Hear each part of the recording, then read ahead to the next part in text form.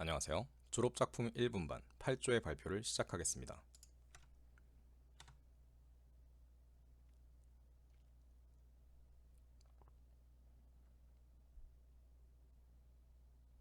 방금 혹시 무슨 말을 하고 있는지 알아들으셨나요? 이것이 청각장애인이 비장애인과 대화할 때 마주하게 되는 상황입니다. 청각장애인이라는 말은 많이 들어보셨겠지만 농인이라는 말은 아마 익숙하지 않으실 겁니다. 청각장애인은 농인과 구하인으로 나누어지는데 그중 수어를 제1 언어로 사용하는 사람들을 농인이라고 합니다. 구하인은 대화 상대방의 입술의 움직임을 읽어서 상대방의 발화를 파악하고 발성 훈련을 하여 음성 언어로 대화할 수 있는 사람을 말합니다. 농인과 구하인의 가장 큰 차이점은 제1 언어가 수어인가 한국어인가 하는 것입니다. 농인들에게 도움을 주는 프로그램으로는 EQ폴에서 만든 프로그램이 있습니다. 텍스트를 수어 영상으로 바꾸어주는 프로그램인데 이 경우에는 다양한 불편함이 존재합니다. 우선 텍스트를 입력해 주어야 영상으로 바꿔줄 수 있으므로 일상생활에서 사용하기가 힘듭니다. 또한 텍스트를 수어 영상으로 바꿔주다 보니 비장애인과 대화를 할 때나 TV를 볼 때 사용하기가 어렵습니다. 그래서 안내방송이나 키오스크 등에 사용되고 개인이 사용하기엔 보편화되지 않은 상황입니다. 그래서 저희는 음성을 텍스트로 변환하고 그 텍스트를 수어 영상으로 바꿔주는 어플을 기획하게 되었습니다. 이를 통해 농인들과의 대화를 원활히 할 수 있고 나아가 농인과도 편안하게 대화할 수 있다는 인식의 발전을 이룩하며 사회적인 장벽을 낮추는 첫 걸음을 만들고 싶었기 때문입니다. 여기까지 말씀을 드리면 의문이 하나 떠오를 수 있다고 생각합니다. 자막이면 되는데 굳이 수어 영상으로 바꿔줘야 하는가? 하는 것입니다. 놀랍게도 위와 같은 생각이 비장애인이 흔히 모르고 범하게 되는 차별이라고 여러 매체에서 소개되고 있습니다. 이것은 KBS에 나온 뉴스를 발췌해 온 것인데요. 위에서도 설명드렸다시피 농인의 제1 언어는 수어입니다. 수어는 한국어 수어라도 한국어와 문법 체계가 다릅니다. 따라서 불편함을 발생시키게 되는 것입니다. 그들도 그들이 가장 편한 방식으로 정보를 제공받아야 할 권리가 있고 그들의 언어인 수어로 바꿔주는 과정이 있어야 비로소 그들을 위했다고 말할 수 있는 프로그램이라고 저희 팀은 생각했습니다. 그리고 또 다시 의문이 드실 겁니다. 수어 통역사 있지 않은가? 굳이 이게 개인에게 필요한가? 하는 것입니다. 이것은 유키즈 온 더 블록에서 나온 인터뷰 내용입니다. 보시다시피 수어 통역사는 청각장애인에 비해서 턱없이 부족합니다. 200대 1 정도의 비율일 정도로 말이죠. 다시 소개드리겠습니다. 저희는 위에서 말씀드린 것 같은 그런 차별, 그리고 청각장애인과 비장애인의 경계가 옅어지는 그러한 세상을 만들기 위해 한 걸음 나아가기로 한 졸업작품 1 8조입니다. 베리어 프리 프로젝트 설명 시작하겠습니다. 저희 어플이 유저에 의해 어떻게 사용되는지 보여드리기 위해 간단한 만화 형식으로 준비해봤습니다.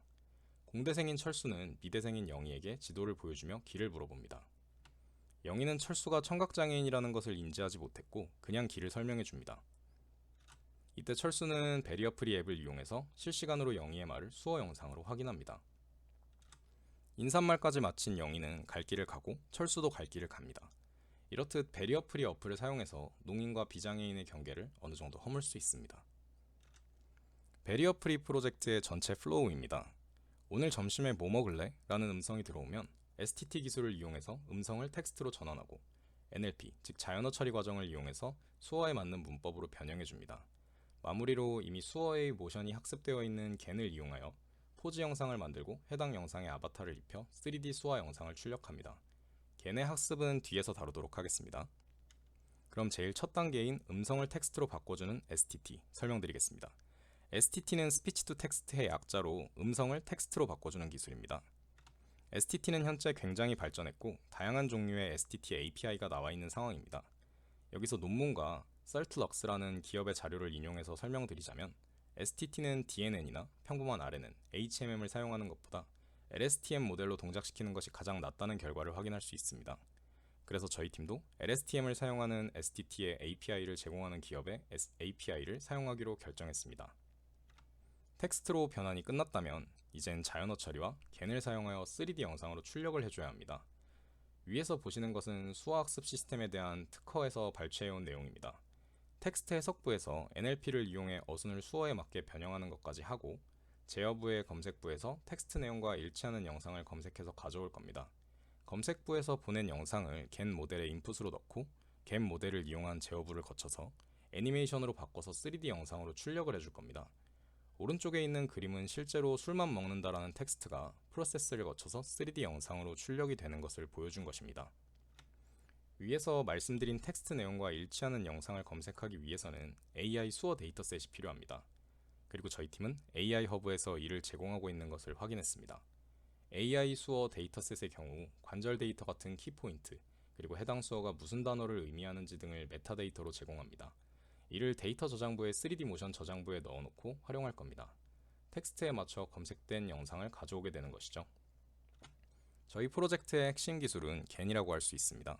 GAN이란 Generative Adversarial Network의 약자로 생성적 적대 신경망이라고 합니다.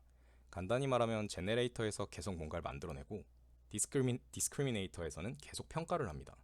제네레이터의 목표는 디스크리미네이터가 진짜와 가짜의 구분을 못하게 만들어내는 것이고, 디스크리미네이터의 목표는 제네레이터가 만든 가짜를 구분해내는 것입니다. 결론에 이르러 디스크리미네이터가 제네레이터가 만들어낸 가짜와 진짜를 구분 못하게 되면 성공입니다. 이러한 방식을 응용해서 진짜는 저희의 AI 수어 데이터셋에서 추출된 특징 데이터를 부여하고, 가짜는 제네레이터가 만든 수어 영상에서 추출된 데이터 특징을 부여한 뒤 겐을 이용해서 학습을 진행합니다. 참고로 진짜와 가짜의 특징 데이터를 추출하는 데에는 합성곱 신경망인 CNN을 활용합니다. 구체적으로 말씀드리면 오픈포즈를 활용할 계획을 가지고 있습니다만, 향후 더 나은 모델이라고 판단되는 것이 나온다면 그것을 활용할 생각입니다.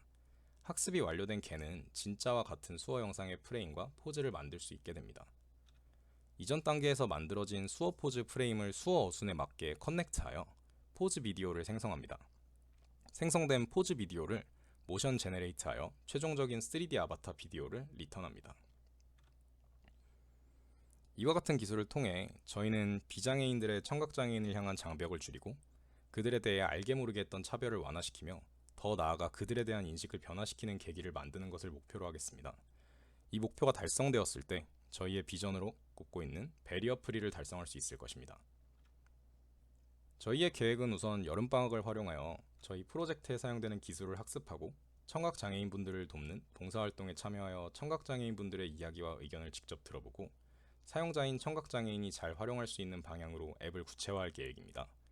그리고 기술 학습이 어느 정도 진행되었다면 데이터셋을 점검하고 저희가 활용할 수 있게 전처리 과정을 거친 뒤 2학기에는 본격적으로 개발에 들어갈 겁니다. 겨울방학에는 저희가 구성한 모델에 대한 평가와 앱의 최적화에 신경을 쓸 것입니다. 마지막으로 4학년 1학기에는 디버깅 작업과 도큐멘테이션 작성으로 프로젝트를 마무리할 것입니다. 저희는 현재 강성현, 접니다.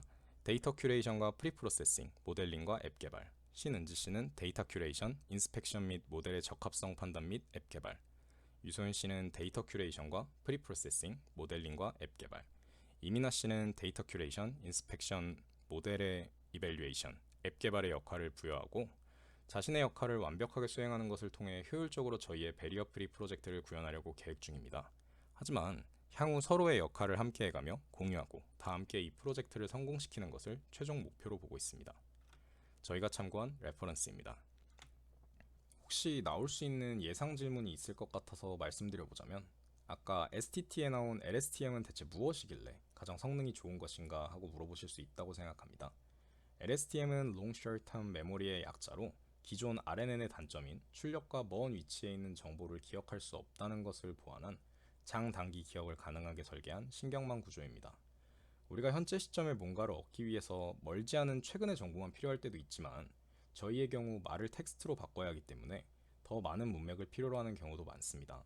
이론상으로 RNN이 적절한 파라미터 선택으로 긴 의존기간 문제를 완벽하게 다룰 수 있다고는 하지만, 실전에선 잘 해결을 못하고 있는 것이 현실입니다. 이러한 상황에서 LSTM은 의존 기간이 긴 문제에 대해서도 수행 가능하기에 성능이 월등해지는 것입니다. 또 왜 오픈포즈를 영상에서의 특징 추출에 사용하는가에 대해서 물어보실 수 있다고 생각이 들어서 답변드리자면, 오픈포즈는 실시간으로 여러 사람의 자세를 추정할 수 있는 API로 이미지, 비디오, 웹캠을 인풋으로 넣어줄 수 있고, 수화인식을 위한 추출기로 많은 논문에서 사용되고 있는 것을 확인했습니다. 또한 오픈포즈를 선택한 주 이유는 오픈포즈가 많은 유형의 변형에 강하기 때문입니다. 이상으로 발표 마치겠습니다. 감사합니다.